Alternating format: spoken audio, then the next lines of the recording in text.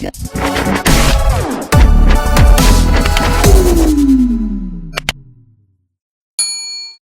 up, everybody? It's Flocka back at it again with another Madden YouTube video. Today we are back in the top 10s again. We are going to be doing a different one than normal, because normally we would do linebackers and defensive line separately, but now we're going to be doing top 10 pass rushers, as you guys can see from the thumbnail and obviously the title of the video.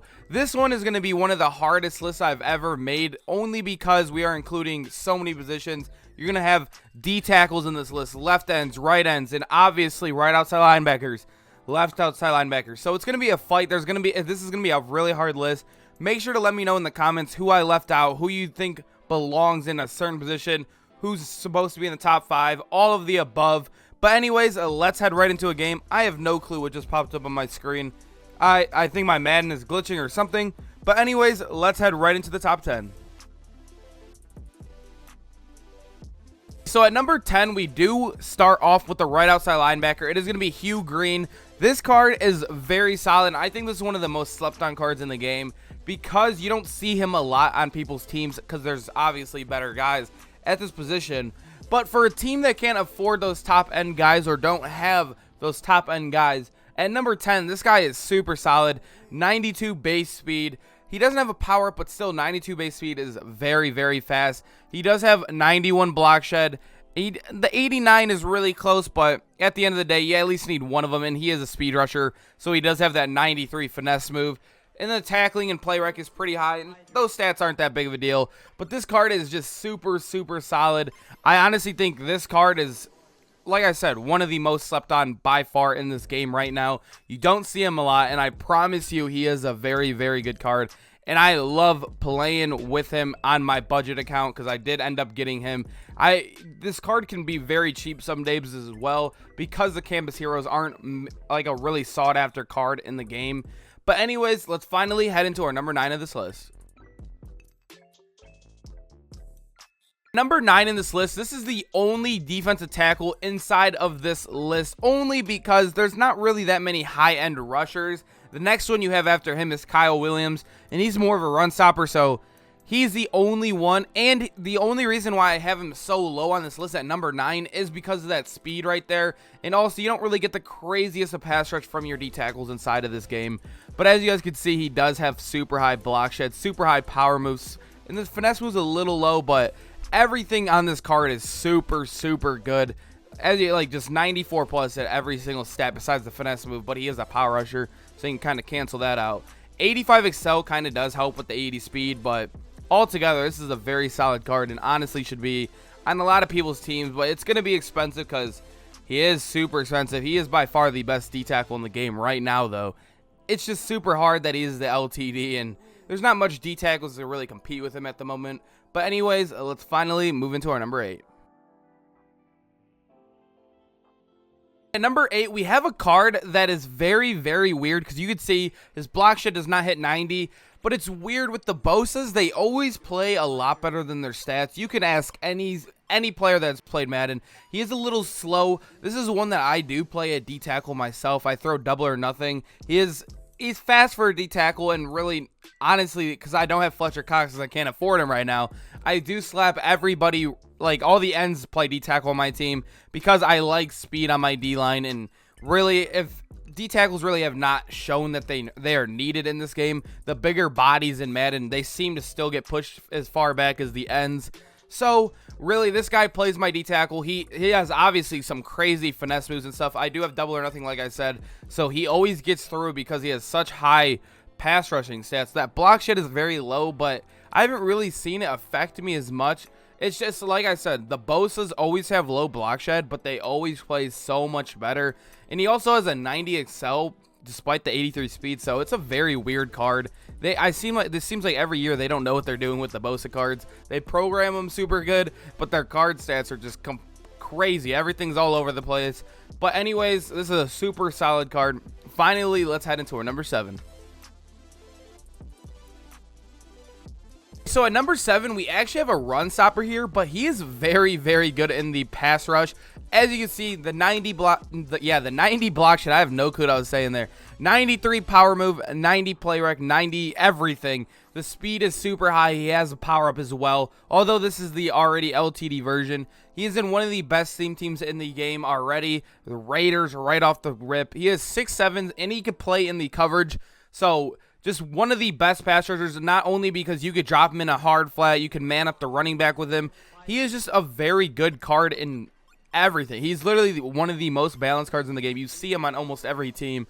He is that good right now, and I think he's sadly starting to get passed up by other players, but I love having this card only because he is so good at literally everything. He doesn't get some of the pass rushing abilities, but at the end of the day, he does stop the run pretty good. He is still really, really good. Like, despite his archetype, he is a great pass rusher, super fast. I love Ted Hendrickson. He will be on my team for a while. Hopefully, he gets another upgrade, a 98 or something down the line, because I love having Ted Hendrickson on my team. He is just a playmaker. But anyways, let's finally head into our number 6. At number 6, we actually have Trey Hendrickson, the new team of the year defensive end. This card, one of the most slept on in the promo. He is my other D tackle, actually. Him and Bosa are both of my D tackles. Both very fast cards. I am in a 25 same team, so that does help. He doesn't have a power up yet, but he probably will get one in a wild card Wednesday. But he does have super high play rec, super high tackling. The block shed's already above a 92, and he has 96 finesse moves, so you can put him at end if you do have sprinter and a same team on him or whatever. Just a super solid card in general. I don't know what it is about this card, but he plays in, I don't know if it's the 99 play rec on my team, but he makes tackles 20 yards down the line. Like, if they get a 20-yard run on me, I somehow see my defensive tackle, Trey Hendrickson, somehow making the tackle. It's literally insane how good this card actually is. It's just one of those cards everyone just skips right over because it's not one of those big names yet, but people will be knowing Trey Hendrickson. He's a really good card. He's a really good player in real life. And honestly, like I said, quit sleeping on this card. He is that good. I love him. He is one of the best cards. I hate playing against him because it's crazy. He has like 92 excel off the edge of the line of scrimmage. I really want to try him at end for myself, but my other ends are insane right now. But I don't know. Trey Hendrickson, he always has a spot on my team for the rest of the year, probably. At least at D tackle, my D tackle too, if it comes down to it. But anyways, let's get right into our top 5 now. We're finally heading into it. And I don't know. This list, like I said, is one of the harder ones. A lot of these are going to be very controversial in the comments. So, like I said, let me know. Don't be angry about this list. It's my top 10. It's not like this is a for sure top 10. It's opinionated. It's off of my gameplay and my personal times playing with all these cards or versing these cards. But anyways, like I said, let's finally head into our top 5. So at number 5, we actually have the brand new Khalil Mack. He is actually my end on my team. I am 25 Raiders, 25 Saints. So this card is super, super solid. The only thing that sucks is the 87 base speed, but he does have a power-up, so technically 88. So he'll get 99 tackle, 99 play rec with lockdown. Everybody uses lockdown. And then the power move, finesse move, and block shed are all above 90. Some of that, obviously, you see the block shed is insane on this card. This is an end game outside linebacker right here for you. The only thing that sucks is he is not the fastest. So all those other stats you see on this card are insane. I feel like the only thing negative about this card right now is the speed. But I haven't really seen it affect us. He will chase down Michael Vicks. I've had it happen for me. I love having him on the team. He helps with the Raiders chem as well. So just a very, very solid card. Everybody knows Khalil Mack usually plays really good in Madden regardless. He's just one of those guys. I have him playing defense end for me.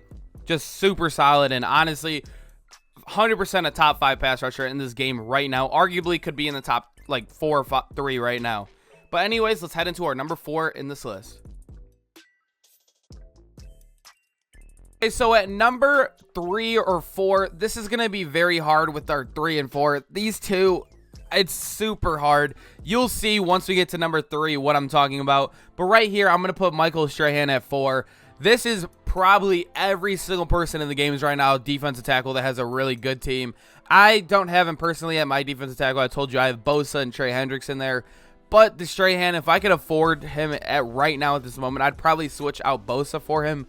only because, like, as you can see, he's faster. He has a 96 block shed, 97 power move, 91 finesse move. Everything is crazy. This card is one of the best in the game right now. Just, he could play defensive end, D tackle. He could literally play nose tackle if it came down to it. He is that good of a card. He's just he's a great spy as well. That's what a lot of people use him for, is QB spying. Just, honestly, Michael Strahan is just easily top 3 or 4. Like I said, the next card on this list is these two are the hardest ones to pick from. I didn't know where to move them, but you'll see once we head on right now to our top 3. Let me know if you guys are at this point in the video, who would you rather have at this position at 3 or 4? But anyways, let's finally move into our number 3. So this is the card I was talking about with Michael Strahan that I was having a hard time. It is the John Abraham. As you can see, the block shed and the power move are a little low, but he does get that +1 speed and higher excel. So I don't know if you value speed more. I feel like I value speed a lot more, so that's why I put him up. It's only +1, but he still isn't powered up like that Strahan is, so technically it's a +2 speed on him. So that makes him very, very valuable to me, that he has a +2 speed over Strahan. That really is hard for me. But then again, Strahan has the better actual block shed and all that. So at the end of the day, these two, like I said, 3 and 4 could easily be interchanged. A lot of these guys on this list can be. But I see John Abraham usually chase me down a lot faster. Like I said, John Abraham and Strahan are everybody's like defensive tackle spies, so they'll use it against Vic, Lamar. I personally have Aaron Rodgers, and obviously Aaron Rodgers is going to get tracked down by these guys. But anyways, these guys are just super solid. 3 and 4 are just, they're easily top 5. It just depends on where you want to put them. But anyways, let's finally head into our number 2 of this list. At number 2 on this list, we actually have the brand new 97 overall TJ Watt. This card is arguably number 1 as well, but the number 1 spot is just so good. Like I said, this list was going to be the hardest I've ever made. It is going to be, I already know people are going crazy right now seeing TJ Watt at 2 and not number 1. It's just hard because I haven't seen much of him yet. In the games I have seen him, he hasn't really went crazy on me. But anyway, it's still a really, really good card. Despite me not seeing him go crazy on me, he still has the best stats in the game right now. He's just, I wish he was at like a 91 or 92 speed. He does have a power up, but this is probably the last card he gets of the year. He will be hitting 98 unless he gets a golden ticket or something. It's just, he's going to be good. He's going to be good for the rest of the year. It just comes down to, I wish he had that higher base speed. But then again, he can't. I think he had an 83 speed on his last 90 overall, so they kind of gave him a big boost here. So I'll take it. TJ Watt, easily one of the best rushers in the game right now. If not 2, he's number 1. Like I said, I just haven't seen enough of him yet to put him at number 1. But anyways, let's finally head into our number 1 of this list and see if you guys agree with this one. So at number 1 on this list, we do have the 96 overall 50 card Lawrence Taylor. A lot of people probably saw this coming. He has crazy stats, 92 base speed as well with a power up.